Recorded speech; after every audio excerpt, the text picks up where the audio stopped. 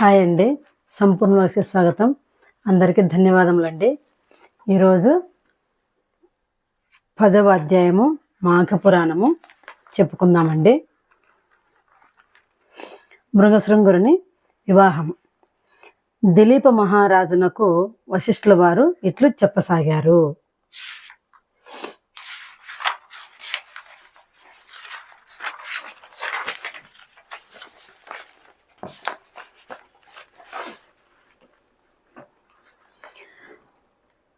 పువ్వు వికసించగానే వాసన వేయను. అది ఒకరు నేర్పవలసిన అవసరం లేదు. అది ప్రకృతి నైజము. ఆ విధముగానే మృగశృంగుడు బాల్యదశ నుండియే హరినామ స్మరణ యందు ఆసక్తి గలవాడయ్యాడు. అతనికి 5 సంవత్సరాలు నిండిన తర్వాత గురుకులంలో చదవటానికి అతనిని అక్కడ జాయిన్ చేశారు చదువుట కోసం. అచట సకల శాస్త్రములు అతి శ్రద్ధగా నేర్చుకొనుచు అధ్యాపుల మన్నలు నొందుచు పాండిత్యము సంపాదించాడు. విద్యలు పూర్తయిన తర్వాత తల్లిదండ్రుల మాట ప్రకారమై దేశాటన చెయ్యాలని చెప్పని అనేక పుణ్యనదుల స్నానము ఆచరించి మాఘమాస ఫలము సంపాదించి ఉండెను. సరే, కుమారుడు దేశాటన పూర్తి చేసి వచ్చిన తర్వాత అతని తల్లిదండ్రులు కన్యను చూసి వివాహం చేయాలని అనుకున్నారు. అయితే ఈ మృగశృంగరుడు తాను వరించిన శుచీలను మాత్రమే వివాహం చేసుకుంటానని తన మనోనిశ్చయమును తల్లిదండ్రులకు చెప్పాడు. సరే, అలాగనే తన ఇష్ట ప్రకారంగా ఒక మంచి ముహూర్తం చూసి మృగశృంగురునకు సుశీలకు అతి వైభవంగా వివాహం చేశారు.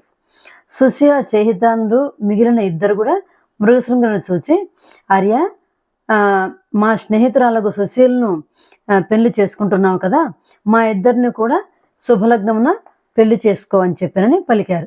మృగశృంగుడు ఆశ్చర్యపడి, అసంభవం, అది ఎట్లు జరుగుతుంది అని ప్రశ్నించగా, మా సుశీలను పెళ్లాడినట్లే మమ్ము కూడా పెళ్లాడమని ఆ ఆడబడుచులు పట్టుబట్టినారు.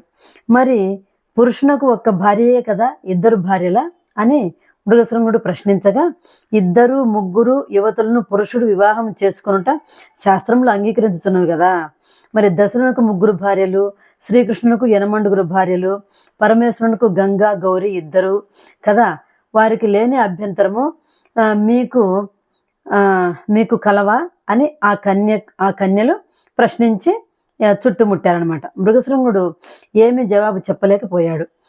వివాహపు వేడుకలను చూడవచ్చిన అనేక మంది మునీశ్వరులు కూడా మృగశృంగుడా అభ్యంతరము తెలుపవలదు, ఆ 2 కన్యలను కూడా నీ అభిష్ట ప్రకారమే నెరవేర్చాలి, వారు దుఃఖించిన నీకు జయము కలగదు, అయినను ఇటువంటి ఘటనలు మున్న అనేకములు జరిగి ఉన్నవి అని చెప్పారు. పెద్దలందరికీ అభిమతం ప్రకారము మృగశృంగుడు ఆ 2 కన్యలను కూడా వివాహము చేసుకున్నాడు. చూడండి, వాళ్ళు పట్టుబట్టారు స్నేహితులు, సుశీల స్నేహితులు, అలానే పెళ్లి చేసేసుకున్నాడు మృగశృంగుడు. ఈ విధంగా మృగశృంగుని వృత్తాంతము దిలీపునకు వివరింపగా, మహర్షి వివాహములు ఎన్ని విధములు, వాటి వివరములు తెలియజేసి నన్ను సంతృప్తిని చేయుడు అని చెప్పి ప్రార్థించాడు. వశిష్ఠుల వారు మరలా ఇట్లు చెప్పసాగారు. రాజా, వివాహములెన్ని విధములు, వాటి వివరములు చెప్పెదను, సావధానంగా ఆలకింపుము, అంటే వినుము. 1. బ్రాహ్మణ కన్యను బాగుగా శృంగారించి వరుని పిలిపించి చేయు వివాహమునకు బ్రహ్మము అని పేరు. దైవము. యజ్ఞము చేయువానికి యజ్ఞము చేయుటకు వధువుని ఇచ్చి చేయు పెళ్లికి దైవము అని పేరు. హర్షము. పెళ్లి కుమారుని నుండి 2 గోవులను పుచ్చుకొని అతనికి పెళ్లి కూతురునిచ్చి పెళ్లి చేయు దానిని హర్షము అని అందరు. ప్రాజాపత్యము. ధర్మము కోసము దంపతులు కట్టుబడి ఉండునని దీవించి చేయు వివాహమును ప్రాజాపత్యం అని పేరు. అసురము. డబ్బు పుచ్చుకొని కన్యను ఇచ్చి వివాహం చేయడానికి అసుర అని పేరు. గాంధర్వము. ఒకరినొకరు ప్రేమించుకొని వారంతట వారు చేసుకుని వివాహమును గాంధర్వ వివాహం అని పేరు. రాక్షసము. వరుడు కన్యను బలాత్కారం చేసి వివాహమాడు దానిని రాక్షస వివాహం అని పేరు. పైశాచికము. మోసగించి అనగా మాయమాటలచే నమ్మించి పెళ్లి చేసుకున్న దానిని పైశాచికమని పేరు. ఈ 8 రకములుగా వివాహ సంబంధమైన పేర్లు కాన వాటి ధర్మములు తెలియపరచదను వినుము. గృహస్థాశ్రమ లక్షణములు. మంచి నడవడికతో ఇహము పరము సాధించవలెనన్న ఈ గృహస్థాశ్రమం ఒక్కటియే సరి అయిన మార్గము. భార్యయు భర్తయు అనుకూలంగా నడుచుకొనుంత ఉన్నంతలో తృప్తి చెందుట, దైవభక్తితో నడుచుకొనుట, అతిథి సత్కారములు ఆచరించుట మొదలగు సద్గుణములతో నడుచుకునేవాడే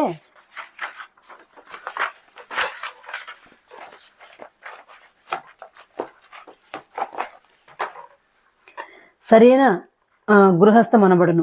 నోములు నోచుట, వ్రతములు చేయుట, పర్వదినంలో ఉపవాసం నుండి కార్తీక మాసమందున మాఘమాసమందున నది స్నానం చేసి కడు నిష్ఠతోటి శివకేశవులను స్మరించుట మొదలగు కార్యములు ఆచరించుట వారికి మంచి తేజస్సు కలుగును.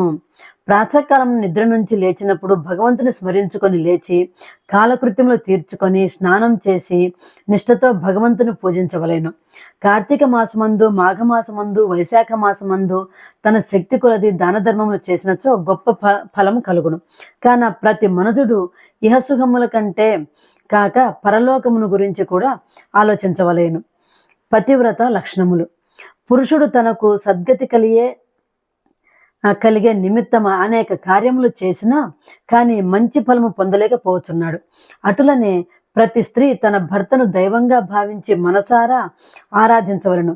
తన భర్త యొక్క మంచి గుణములనే స్వీకరించవలను కానీ అందాన్ని ఆకారాన్ని చూసి మోసపోకూడదు. అటులనే పురుషులను స్త్రీ యొక్క అందమునే చూడక శీలము గుణమును లెక్కించి ప్రేమతో ఆదరించవలను. ఆ విధముగా స్త్రీ పురుషులిద్దరూ అన్యోన్య రాగముతో కాపురము చేసినడల ఆ సంసారం ఎంతో బాగుండను. ఉత్తమ స్త్రీ తన భర్తను ఏ విధంగా ప్రేమతో సేవించునో ఆ విధంగానే అత్తమామలను అతిథి సేవల యందు కూడా తగు భక్తి శ్రద్ధలతో చేసినడల అట్టి స్త్రీకి సద్గతి కలుగును. భార్య తన భర్త ఆలోచన యందు మంత్రి వలె సలహా ఇవ్వవలేను. పనిపాటల యందు సేవకురాలి వలె నడుచుకొనవలేను. భోజనం వద్దకి వచ్చినప్పుడు తల్లి తన కుమారునికి ఎంత ఆప్యాయంగా భోజనం పెట్టునో ఆ విధంగా భర్తకు భోజనము వడ్డించవలను. శయన మందిరము వేసేవలే భర్తకు ఆనందం కలుగచేయవలను. రూపంలో లక్ష్మిని పోలి ఉండవలను. ఓర్పు సహించుటలో భూదేవిని పోలి ఉండవలను. ఈ విధంగా ఏ స్త్రీ నడుచుకొనునో ఆ స్త్రీయే ఉత్తమ స్త్రీ అనబడును. స్త్రీ బహిష్ట అయిన 4 దినములు ఏ పనిని చేయరాదు. అతిగా మాటలాడకూడదు. ఎవరిని ముట్టుకోకరాదు. ఆ 4 రోజులు విశ్రాంతి తీసుకోవాలను. 4వ రోజున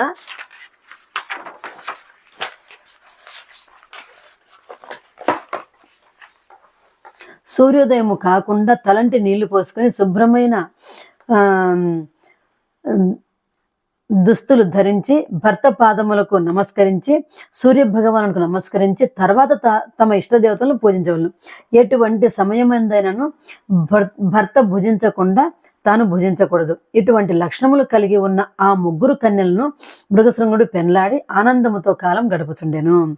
గృహస్థాశ్రమును ఆదరించుచుండెను. మృకండుని జననము. ఉత్తమ లక్షణములు గల స్త్రీలను పెళ్లియాడితి కదా అని మృగశృంగుడు మిగుల ఆనందించెను. ఆ 3 పడతులతోనూ సంసారము చేయుచుండెను. అట్లా కొంతకాలం జరిగినది. సుశీలను భార్య గర్భం ధరించి ఒక శుభలగ్నమున కుమారుని కనెను. తనకన్నా తన కుమారుడు అన్ని విద్యల యందు గొప్ప ప్రవీణుడు కావాలనని ఆశ కలవాడై జాత కర్మలు జరిపించి కుమారునికి మృకండుడని నామకరణం చేశారు. మృకండు దినదిన ప్రవర్ధమానుడై తల్లిదండ్రుల ఎడ, బంధువుల ఎడ, పెద్దల ఎడ భయభక్తులు కలిగి పెరుగుచుండెను. 5 ఏళ్ళు నిండినవి. మృకండునకు ఉపనయనం చేసి విద్యను అభ్యసించుటకై గురుకులమునకు పంపించినాడు. గురుకులంలో గురువు చెప్పిన సకల శాస్త్రములు నేర్చుకొనుచు సకల లక్షణాయుతుడై గురువు యొక్క మన్నలను పొందుచు యుక్త వయస్సు వచ్చే వరకు చదివి సకల శాస్త్రముల యందు ప్రావీణ్యతను సంపాదించెను. మృకండు విద్యను పూర్తి చేసుకొని తల్లిదండ్రుల కడకు వచ్చెను. మరింత కొంతకాలమునకు మరుద్వతి అను కన్యతో వివాహం చేసిరి. ఆనాటి నుండి మృకండు గృహస్థాశ్రము స్వీకరించెను. మృగశృంగుని మిగిలిన 2 భార్యలకు కూడా పుత్రులు జన్మించినందున వారికి కూడా అన్ని విద్యలు నేర్పిరి. పెద్దవారు లేని తర్వాత వివాహములు చేసెను. తన కుటుంబమంతయును మాఘమాసంలో స్నానములు, జపములు, దాన ధర్మములు మరింత నిష్ఠతో జరపవలసిందిగా ప్రోత్సహించేవాడు. తాము ఆర్జించుకున్న మాఘమాస ఫల ప్రభావంచే సంసారమునందు ఏ ఇబ్బందులు లేకుండా ఉండుటకే గాక మృగశృంగునకు మనుమలు కూడా కలిగినందున మరింత ఆనందించి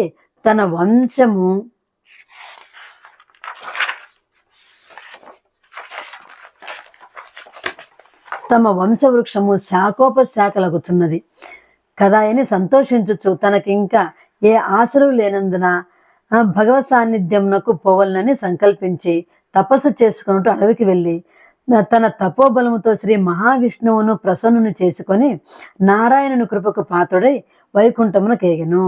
విన్నావు కదా భూపాల, మృగశృంగుడు తాను చేసుకున్న మాఘమాస ఫలము వలన తనకు పుత్ర పౌత్రాభివృద్ధి కలుగుటయేగాక పొందికగా శ్రీమన్నారాయణ వెంట వైకుంఠానికి వెళ్ళాడు. ఇక అతని జ్యేష్ఠ కుమారుడైన మృకండుని యొక్క వృత్తాంతమును చెప్పేదను ఆలకింపము అని వశిష్ఠుల వారు దిలీప మహారాజునకు ఇట్లా వివరించినారు. మృగశృంగుడు అడవికి వెళ్ళిపోయిన నాటి నుండి జ్యేష్ఠపుత్రుడు మృకండుడే సంసార భారమంతయు మోసి గృహమునందు ఏ అశాంతియు లేకుండా చూచుచుండెను. ఆయనకు ఒక విచారం పీడించుచుండెను. అది ఎట్టిదనగా తాను వివాహమాడి చాలా కాలం గడిచినను సంతానం కలగలేదు. అందుచేత అతడు లోలోన కుమిలిపోవచుండెను. అతడు ఒకనాడు ఈ విధముగా తలపోసెను. కాశీ మహాపుణ్యక్షేత్రము సాంబశివునకు ప్రత్యక్ష నిలయము. అటువంటి వారణాసిని చూచినంత మాత్రమున సకల పాపములు హరించుటయేగాక మనస్సునందు కోరికలు నెరవేరును. అనేక మంది కాశీ విశ్వనాథుని దర్శనము చేసుకొని వారి అభీష్టములను పొందగలిగిరి. కాన నేను నా కుటుంబ సమేతముగా వెళ్ళుదును అని మనసును నిశ్చయించుకొని ప్రయాణ సన్నద్ధుడై బయలుదేరను. మార్గ మధ్యమున అనేక క్రూర మృగముల బారి నుండి, క్రిమికీటకాల ప్రమాదము నుండి అతి కష్టము మీద తప్పించుకొని కుటుంబ సహితముగా కాశీక్షేత్రము చేరాడు. కాశీపట్నమున పవిత్ర గంగా నది తన విశాల బాహువులను చాచి ప్రశాంతముగా ప్రవహించుచున్నది. మృకండు పరివార సహితముగా ప్రసిద్ధి చెందిన మణికర్ణిక ఘట్టమున కాలకృత్యాది స్నాన విధులు నెరవేర్చుకొని విశ్వనాథుని మందిరమునకు బయలుదేరి వెళ్ళెను. ఆలయంలోనికి రాగానే మృకండునకు ఎక్కడ లేని ఆనందం కలిగింది. తన జన్మ తరించినదని తాను కైలాసమునందున్నట్లు తలంచి విశ్వేశ్వరుని భక్తి శ్రద్ధలతో ప్రార్థించాడు.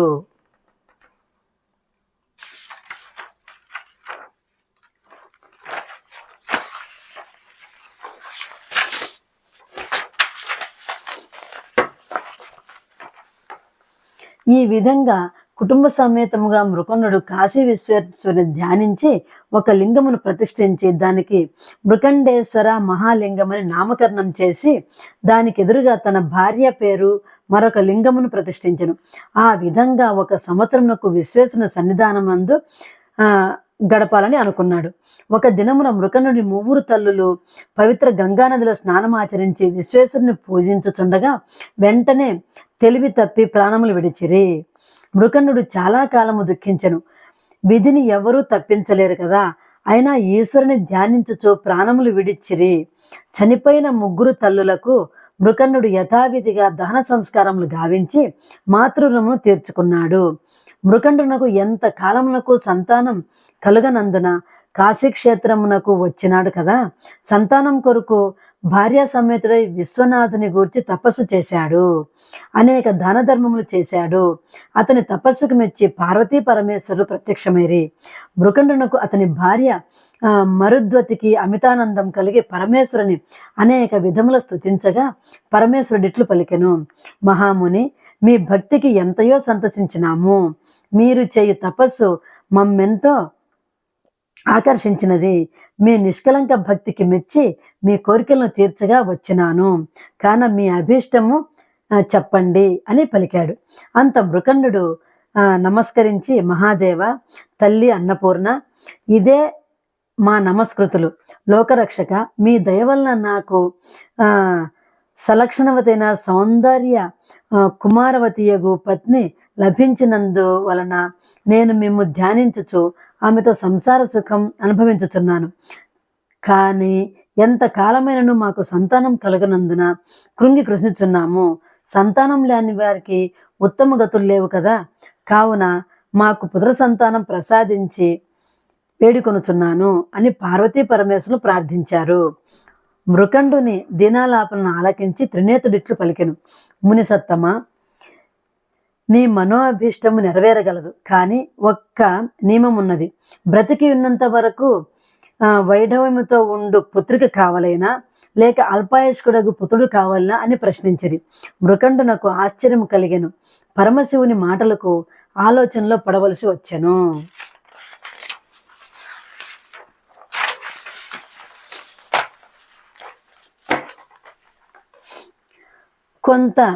కొంతసేపు ఆగి, శశిధర, నన్ను పరీక్షింపనించితివా? నాకు జ్ఞానోదయమైన మొదలు నేటి వరకు మీ ధ్యానమునే సలుపుచున్నాను కదా, సేవించుచున్నాను కదా, నాకు ఏమి చెప్పవలనో తోచుకున్నది. అయినను కలకాల వైధవ్యముతో కృంగి కృషించే పుత్రిక కన్నా అల్పాయుష్కుడకు పుత్రరత్నమునే ప్రసాదింపుడు అని చెప్పాడు.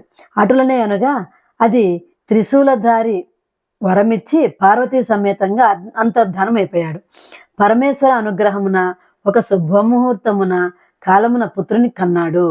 మృకండునకు పుత్ర సంతానం కలిగినని అనేక మంది ఋషి సత్తములు బాలుని చూడవచ్చిరి. వ్యాస మహర్షి కూడా వచ్చి ఆ బిడ్డకు జాతకర్మ చేసి మార్కండేయుడని నామకరణం చేసి వెడలను. ఓ దిలీప మహారాజా, పరమ పూజ్యుడగు భాగవతోత్తముడు అగు మృకండు పరమేశ్వరుని మెప్పించి వారి దయకు పాత్రుడయ్యి సుపిత్రుని కన్నాడు. 10వ అధ్యాయము పూర్తయిపోయిందండి. మరలా 11వ అధ్యాయంతో మీ ముందుకు వస్తానండి. అంతవరకు సెలవు. నమస్తే.